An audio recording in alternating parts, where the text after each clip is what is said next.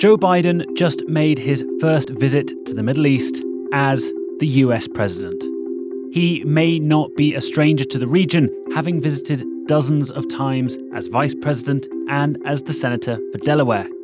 But this is the first time since he took America's top job. And it comes at a time of uncertainty. Oil and food prices have surged since the Russian invasion of Ukraine, and global inflationary pressure is pushing up prices. Talks with Iran on reviving the nuclear accord to limit Tehran's enrichment of uranium have stalled. And a tentative ceasefire in Yemen is holding, but there are major challenges in ending the more than 5-year war. Energy and security might be top of his agenda, but so too is the fundamental question of America's role in the Middle East. This is Beyond the Headlines. I'm James Haines-Young, and this week we're looking at President Biden's visit to the Middle East and asking how it was received and how it will be remembered. Before we go any further, if you like Beyond the Headlines and want to get all the episodes as soon as they come out, then just hit the subscribe button in your podcast app. And why not give us a review while you're there?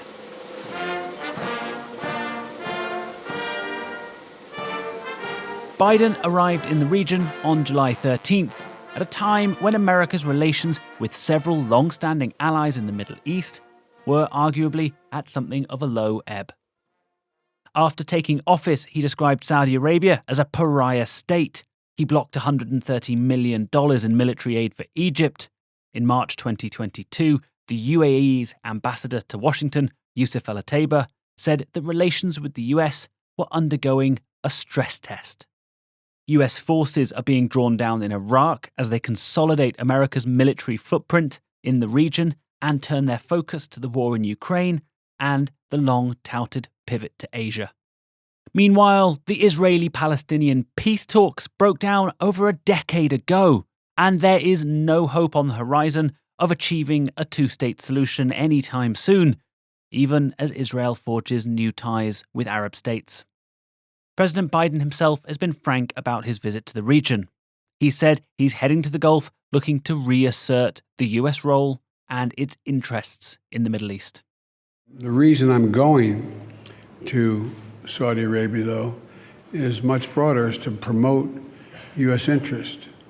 Promote U.S. interest in a way that I think we have an opportunity to reassert what I think we've made a mistake of walking away from, our influence in the Middle East. I'm going to be meeting with 9 other heads of state. It's not just this happens to be in Saudi Arabia. And so there are so many issues at stake that I want to make clear that we can continue to lead in the region and not create a vacuum that is filled by China and or Russia against the interest of both Israel and the United States and many other countries. And the message, certainly from the Gulf, ahead of the trip was clear. Ties may be frayed, but there is a real opportunity to rebuild better. Saudi ambassador to Washington, Rima bin Bandar, wrote in Politico magazine the day Biden arrived in the kingdom to say that history has shown that the US and Saudi Arabia have emerged from every challenge stronger together and that the future should be no different. But her message is one that's been echoed again and again. Long gone are the days when US Gulf ties were about security in exchange for oil. Instead, she said, Saudi Arabia wants a partnership of equals, looking to address climate change, food security, development issues, empowerment, and entrepreneurship together. Biden's opportunity to do that was at a summit of 6 GCC leaders, as well as Iraq's Mustafa al-Kadhimi, Jordan's King Abdullah, and Egypt's President Abdel Fattah el-Sisi. He also sought to strengthen relations in the first meeting of the newly formed I2-U2 bloc, named after India, Israel, UAE, and US.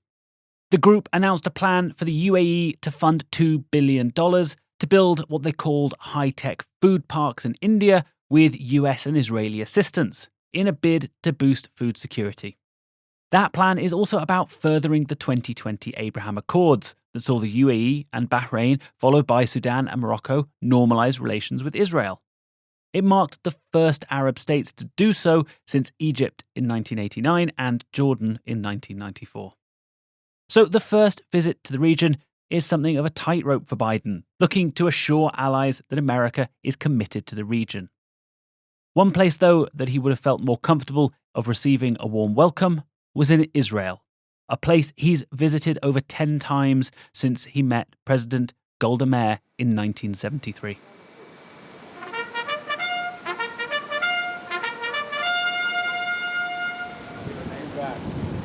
Prime Minister Lapid, I spoke to Willy Lowry, a correspondent in the National's US bureau, who was on the trip with the president and saw Biden's reception firsthand. The US president has long espoused his love and devotion to Israel. It dates back to his early years as a US senator to 1973, I believe. And he called this trip a homecoming. And it certainly felt like that in many ways. The Israelis literally rolled out the metaphorical and literal red carpet for the president upon his arrival at the airport in Tel Aviv. And it was just a really kind of warm and effusive reception that he received with Israeli Prime Minister Yair Lapid, thanking him for his visit and for the US's strong and continued support of Israel. It was interesting because we weren't quite sure how this would play out. Under Benjamin Netanyahu, Israel really warmed up to President Donald Trump, who, of course, moved the U.S. embassy to Jerusalem, essentially shut down relations with the Palestinians and was kind of really quite hawkish in his support of Israel. And Biden is certainly more restrained, but Israel has kind of basically done a Donald Who and really embraced the current president. Then, of course, remember that Joe Biden was the vice president when Obama announced a huge $38 billion over 10 years military aid package, the biggest in American history. So it's not maybe as simple to say Republican or Democrat, right? Yeah, I mean, that's absolutely true. And on this visit, they built off of that 2016 memorandum of understanding with the joint declaration of strategic partnership in which they reaffirmed that $38 billion. And the U.S. also explicitly laid out its devotion to Israel and its insistence on protecting Israel from the Iranian threat. The wording in that was something to the effect of the U.S. will use the necessary elements of its power to deter Iran. So really quite strong wording from the U.S. side. And just prior to arriving in Israel, the president gave an interview with Israeli news channel 12, in which he said, as a last resort, the U.S. was prepared to use force against Iran, which is something that the Israelis have really been advocating for quite some time, at least their own right to use force against Iran and to kind of self-determine how they respond. Of course, this all happens as the new indirect talks between the U.S. and Iranians over a new nuclear deal have really all but stalled. And the likelihood of a new JCPOA is kind of becoming less and less likely by the day. Despite that, President Biden has said that he believes diplomacy is the best way forward. Here's President Biden and Israeli Prime Minister Yair Lapid talking about Iran's nuclear program. Today, you and I also discussed America's commitment to ensuring Iran never obtains a nuclear weapon. This is a vital security interest to both Israel and the United States, and I would add, for the rest of the world as well. I continue to believe that diplomacy is the best way to achieve this outcome. Words will not stop them, Mr. President. Diplomacy will not stop them. The only thing that will stop Iran is knowing that if they continue to develop their nuclear program, the free world will use force. Did you get any sense while you were there that the Israelis were hoping for something a little bit more substantive. Biden did recommit to Israeli sovereignty and security. It recommitted American kind of military establishment to defense cooperation. They were looking at, anti-missile technologies, looking at even laser technologies that are being developed. But there wasn't a big package of aid, arms. There was no major kind of substantive announcement, maybe. No, I think that's absolutely right. And I think that's kind of what will define this trip. No major policy shifts or changes or announcements, but kind of more gradual shifts. I spent the day wandering Jerusalem, talking with Israelis on the street ahead of the president's arrival. And they really had little expectations and little hope that anything truly substantive would happen. They were appreciative of the fact that the US president was visiting, but not holding their breath that anything significant would take place. What they were hoping would happen was that on this trip, President Biden would be able to further improve relations between Israel and Saudi Arabia. And that appears to be happening. The White House announced that Saudi Arabia had agreed to allow all civilian airplanes into its space. That's something that Israel has wanted for years. That means that Israeli planes can now fly to Saudi Arabia. This is a pretty significant improvement upon relations between the two countries. Of course, it's not a full normalization, but a step in the right direction in the eyes of the Israelis. And of course, this kind of brings us on to the next point. Saudi Arabia has said previously that whilst other Gulf states, other Middle Eastern states have now, with the Abraham Accords, established diplomatic relations with Israel, they are still committed to the 2000 Arab Initiative that includes a two-state solution with, East Jerusalem as the capital of a future Palestinian state. So where was this conversation about peace talks during Biden's visit? So President Biden is, an avowed two-state solutions person. He believes that is the only way for both the Israeli and Palestinian people to kind of live in harmony and peace. And he stated that on numerous occasions. That being said, the peace process doesn't exist at the moment. And the Palestinian people are really far down on the US's list while in Israel and the West Bank. To give you a sense, they flew the White House press corps out of Israel before the president even got to the West Bank. So only the pool was there to cover. That really limits any kind of difficult questions that may be presented to the president. And I think it's a reflection of really how low regard they view the Palestinian issue at the moment. That being said, they did commit over $300 million in aid and funding to the Palestinian people. But, that's a Band-Aid on a gunshot wound. That is, not nearly kind of enough. It is obviously an improvement off of Donald Trump, who essentially severed ties with the Palestinian Authority. But it is only the beginning. Here's what Biden had to say about the peace process. Greater peace, greater stability, greater connection. It's critical.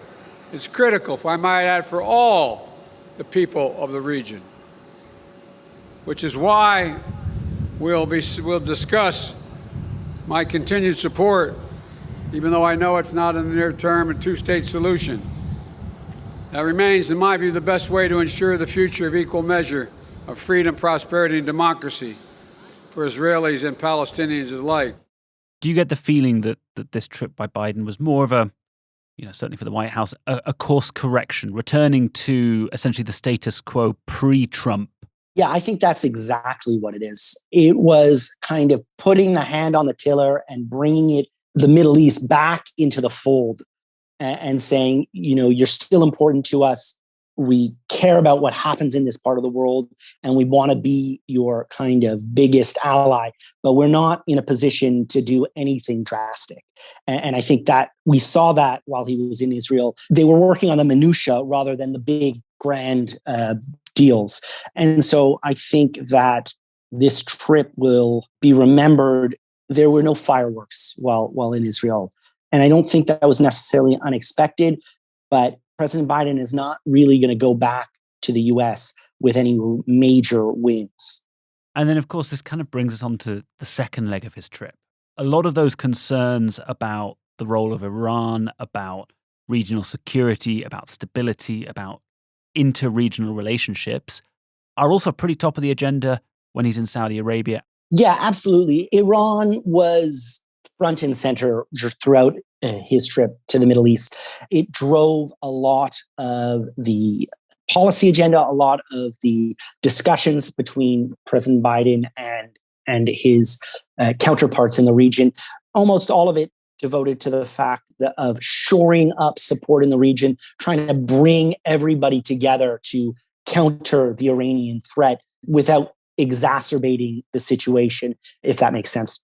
But already we're seeing a slightly different tone out of the Gulf, right? We saw, and Israel, as you pointed out, has long been urging the West and particularly America to take a more hawkish stance to Iran, saying, don't take military options off the table. There needs to be a confrontation against Iran. But already the tone from the Gulf is a little bit more diplomatic, maybe. Anwar Gagash, the advisor to the president in the UAE, recently said that the UAE was not interested in joining an axis against Iran. And this follows what the UAE has been saying for the last several years. I think a lot of the Gulf countries, while they're incredibly uncomfortable with Iran, and they certainly don't want the Iranians to develop a nuclear weapon, they also realize that they're neighbors and they want to find a diplomatic solution. They want to talk things through as opposed to the Israelis' perhaps more pugilistic instincts. Absolutely. And certainly with the UAE's talking about putting an ambassador back in Tehran, that's really sort of seeing, a bit of tangible movement on that diplomatic front potentially. And then, of course, we've had several months of officials from Saudi Arabia, from Iran, meeting in Iraq with Iraqi officials to try and kind of, maybe slowly start some corridors and some avenues to having sort of an inter-regional conversation about Iran's place within the Middle East. What does Biden have to do here? I know many the American people would probably prefer him not to be here, and a lot of them have viewed this trip as kind of unnecessary. But I think he views his role as a kind of moral compass and a bridge between Israel and Arab states. And while he's not about to announce anything equivalent to the Abraham Accords, which of course, really reshaped the region, he wants to make sure that the relationships fostered from the Abraham Accords are kind of maintained and improved, and wants to try and bring others into the fold when and where possible. And I think a big part of this trip for him is to strengthen the bonds between Israel and Saudi Arabia. These are two big players in the region. And the announcement that Israeli planes would be able to fly to Saudi Arabia is really, quite significant. And I think a small but important win for the US president. And I think that little by little, he's going to kind of chip away and try and continue to foster those relations between the two countries. And then, of course, there are also the second part of this, which is despite maybe not wanting to be too hawkish on Iran, there are a lot of conversations around US Gulf security cooperation. I mean, the UAE has been looking to buy F-35 advanced stealth fighter jets, and they've been looking at, beefing up missile defense systems with American support. We saw early in 2022 drones and rockets fired by Houthi rebels in Yemen caused damage to oil facilities and loss of life in the UAE, and that worried a lot of people. So there is this conversation as well about the US kind of military cooperation. The president wants a Middle East air defense alliance, essentially, that will be able to protect against Iran and the Houthis and any threat by air. And I think that's something that he's trying to shore up on this trip. I don't know if he expects to walk away with that, but I think he hopes to be much closer to it than when he arrived. One of the other sort of background issues maybe to all of this is also the role of China and Russia in the Middle East in the last few years becoming a lot more engaged and building real kind of, physical and, metaphorical bridges with the Gulf. Hugely. I think that the president views China as America's biggest competitor and long-term threat. And his decision to come here is in large part to, as you said, reassert the U.S.'s influence in the region. It's he's here to say, hey, I know you're friends with Russia and China, but don't forget we're your better friends. And when the going gets tough, we're the ones who will be here for you, even though that's not necessarily always been the case.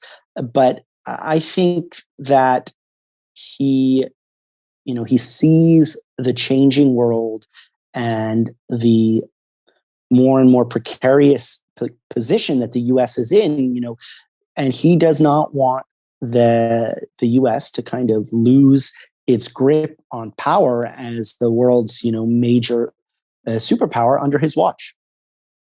Willy, I guess the other thing that I just want to hear a bit about is what goes into the logistics of a presidential visit to the Middle East.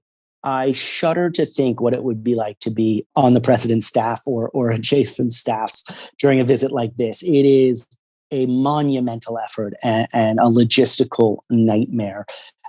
Just from the press corps perspective, they're figuring out plane charters, airport transfer charters, hotel rooms, and you're dealing with 80 to 100 people, what often looks like on the faces of the very nice, often embassy staffs, like a big headache. But, that being said, while things don't necessarily run efficiently, everything eventually gets done. From a security perspective, it's of course a huge effort as well.